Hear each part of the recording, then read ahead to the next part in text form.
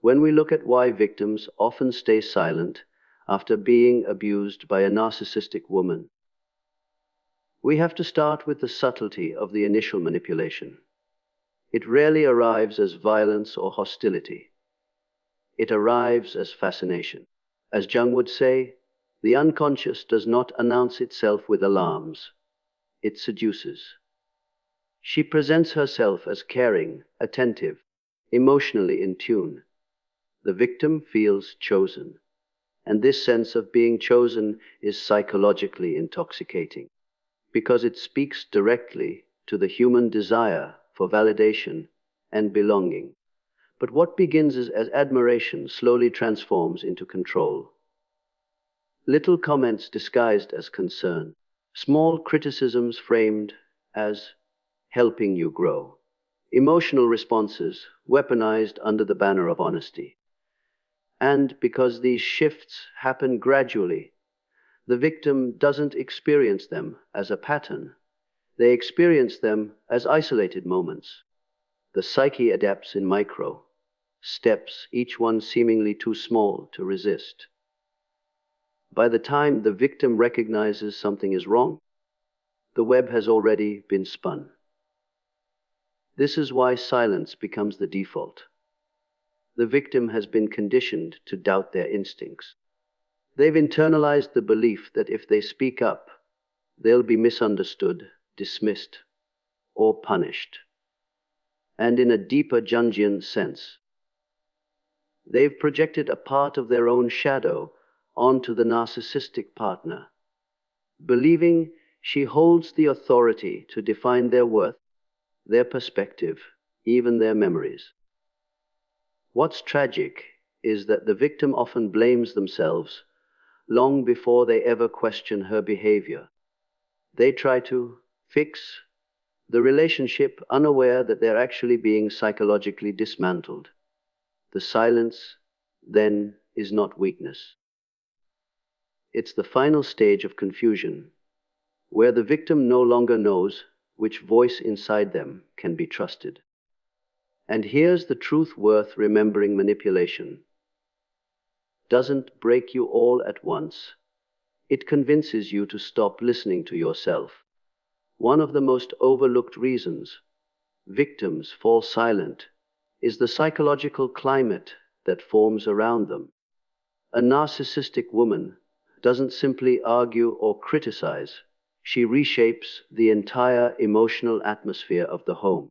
And this is where fear, confusion, and hyper-vigilance quietly take root.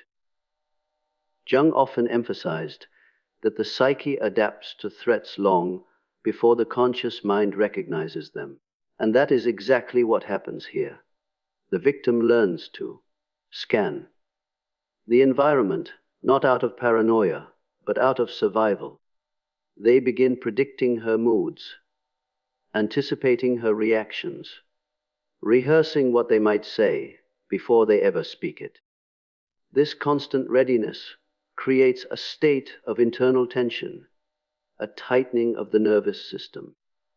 It's like living in a psychological minefield.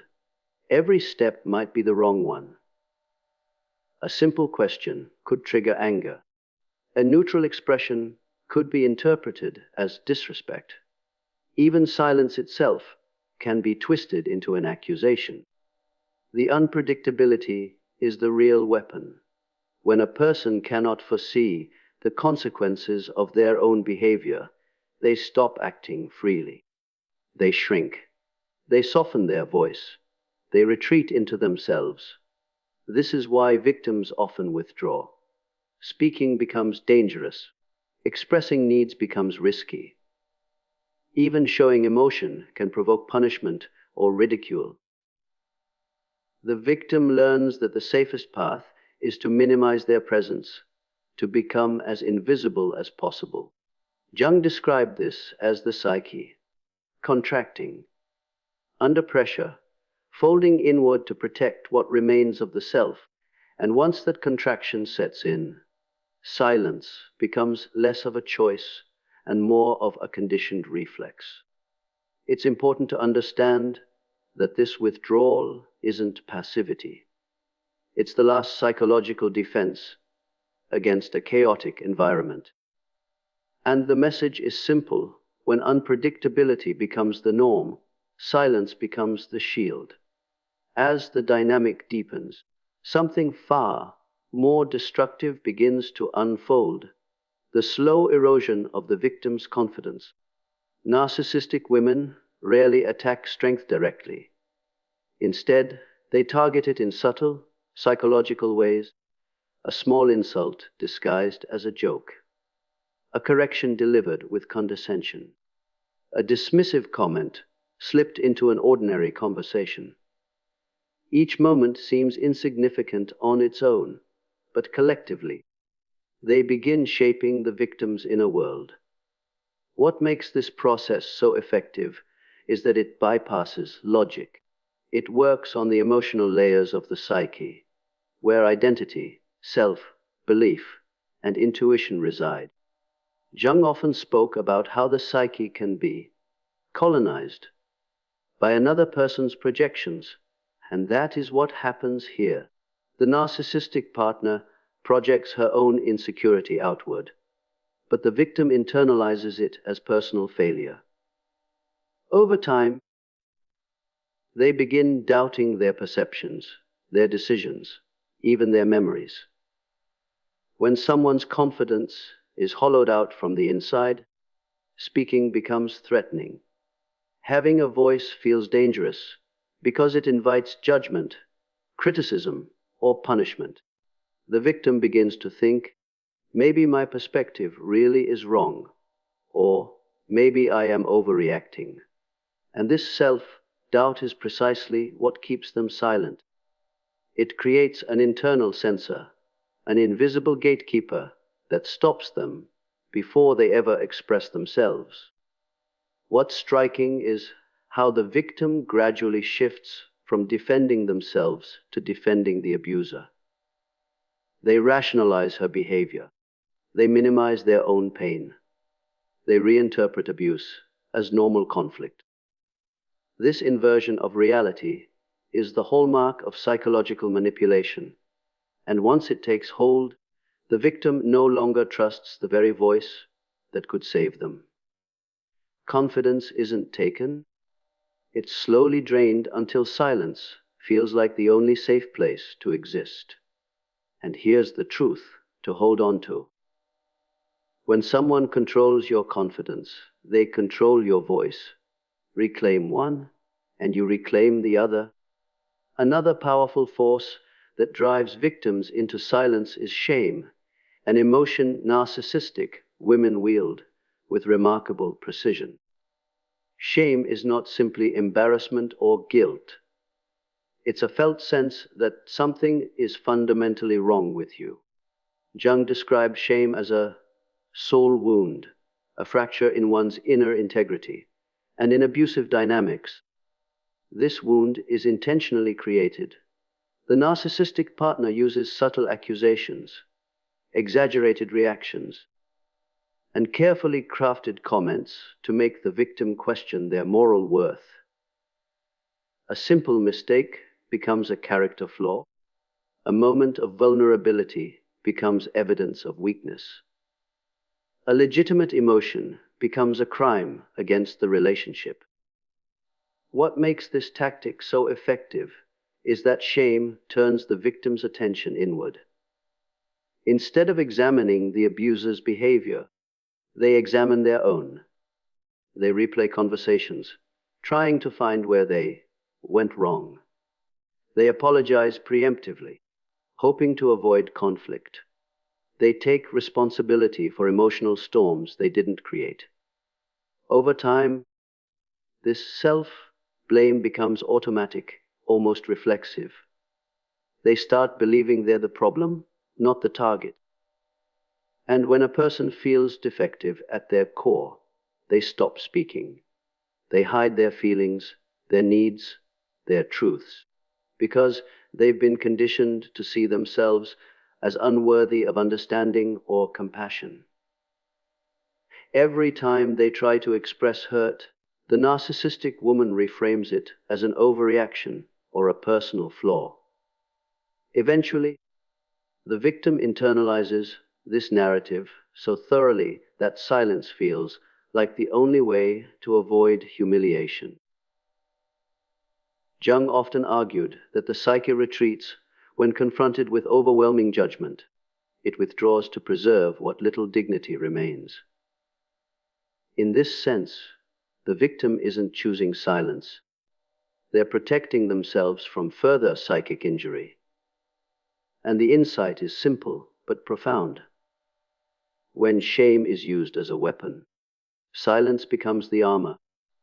Another reason victims fall into silence is the gradual and deliberate isolation engineered by the narcissistic woman. This doesn't happen with dramatic ultimatums or obvious restrictions. Those would be too visible, too easy to question. Instead, it happens through subtle discouragements, quiet criticisms, small manipulations that accumulate over time. Jung often noted that the psyche is shaped not by explosive events, but by persistent emotional patterns. Here, the pattern is simple.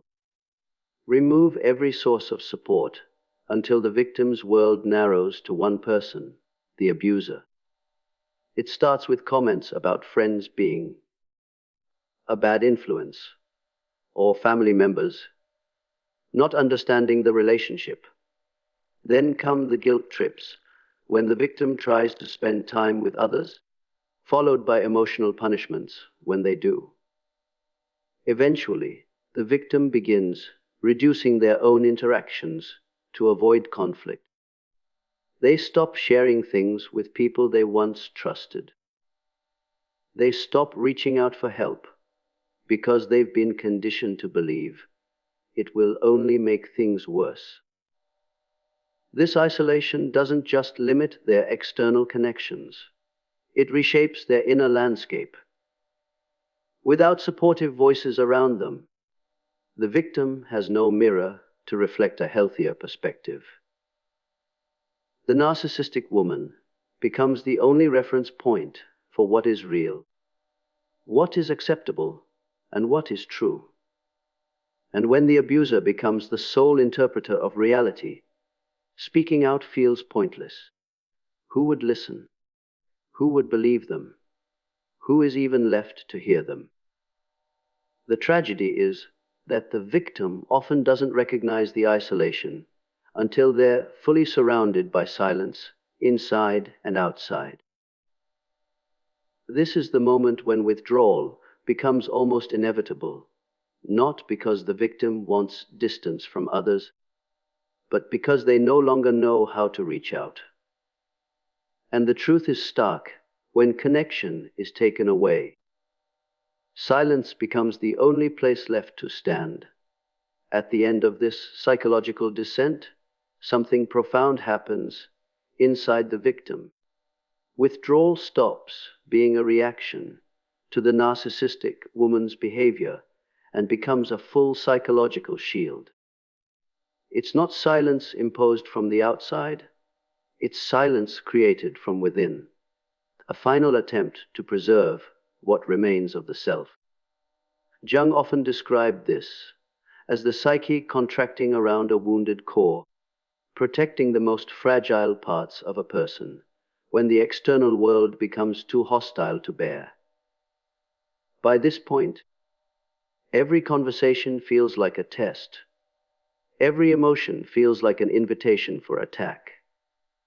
Every attempt at honesty becomes a risk, so the victim retreats. They become quieter, more careful, more interior. They speak less, not because they have nothing to say, but because saying anything has become too costly. They begin rationing their emotional energy, conserving it the way someone in a desert conserves water. It is a withdrawal born of necessity, not weakness. In this internal exile, something shifts.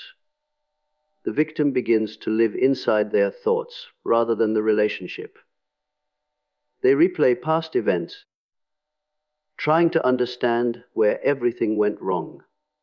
They imagine different outcomes, different versions of themselves, different lives where they are not constantly walking through emotional debris. And while this inner retreat may look like passivity from the outside, it is often the first step toward awakening. When a person withdraws deeply enough, they start seeing the situation with clearer eyes. They begin noticing the patterns, the inconsistencies, the manipulations that once blurred together. Silence, then, becomes a space for clarity. This inner clarity is what eventually gives victims the strength to reclaim themselves. Because once they recognize the cost of staying silent, they also recognize the need to break it. And the insight is simple. Withdrawal may protect you for a while, but awareness is what finally sets you free.